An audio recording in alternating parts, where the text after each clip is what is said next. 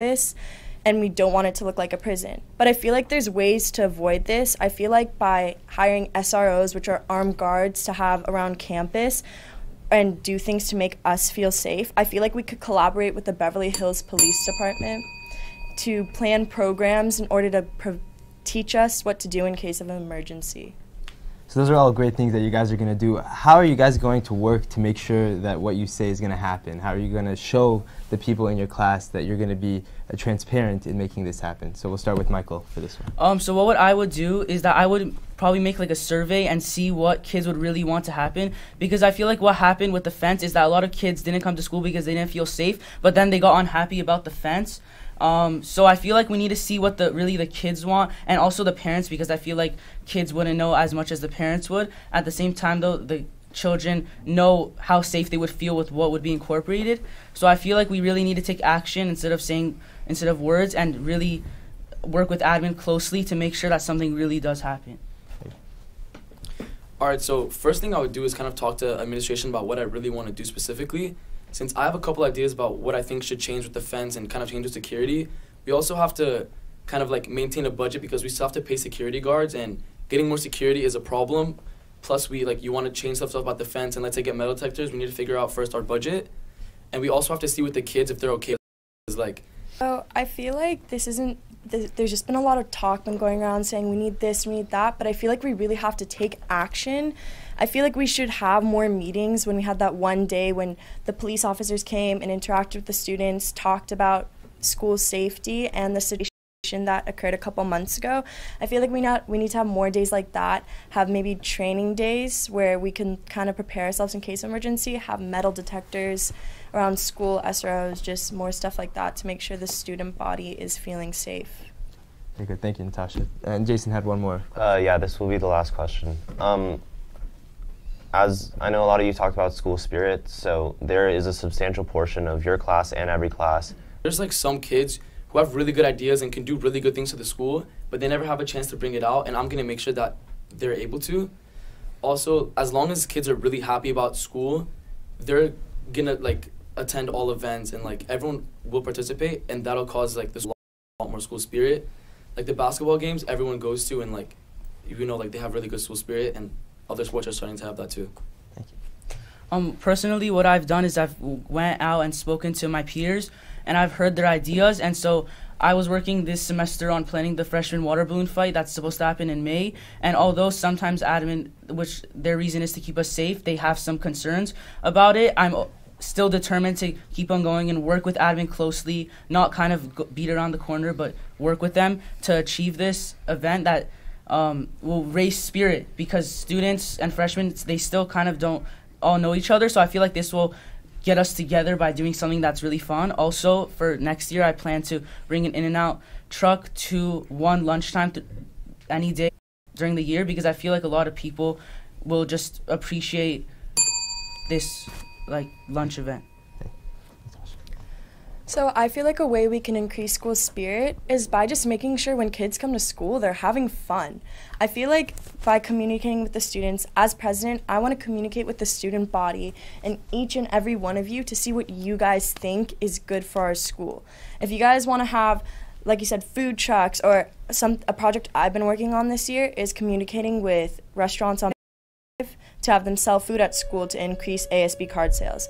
So I feel like by doing little steps like this and making the events more fun, hearing your guys' ideas, we will increase school spirit. Thank you very much. And so those were the presidential candidates. Thank you guys very much. Thank you guys. So you guys can move off now. We'll have the vice president candidates come up. While they do that, Maya, can you tell us what the vice president candidates do? Well, the rules in ASB are defined in our Constitution, and so basically vice president is in charge of like communicating with clubs and activities on campus and making sure that clubs have the right things that they need in order to function. And Jason, what do you think is the most important part of the vice presidential candidate race? I think it's very interesting to see. You should keep talking. I think it's very interesting to see how they interact with their president. If there's a disagreement or some sort of difference in ideas, I think it's interesting to see whether the vice president continues or defers to the president, and I think that's something I'll be looking for.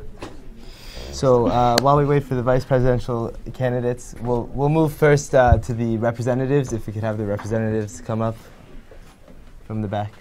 And while they come, Maya, can you tell us what the representatives do for that? Yeah, so basically they just need to get everybody in the grade's voice heard. So they take surveys, go out, reach new people, talk to them, get to know them, make sure that everybody's heard.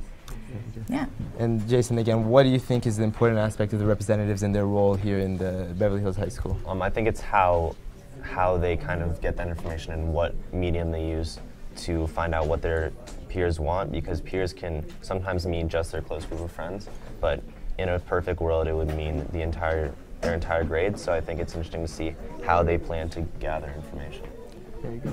So we have the representatives coming up right now. And my final thing before we get to them is, how did this debate come about? Jason, you want to tell us how this happened? I think it was just a way for the student body to be more involved in elections and not just see a name and pick it, but kind of know what they're getting from a candidate. I think that's the first step toward ASP elections being more visible. Very good. Yeah.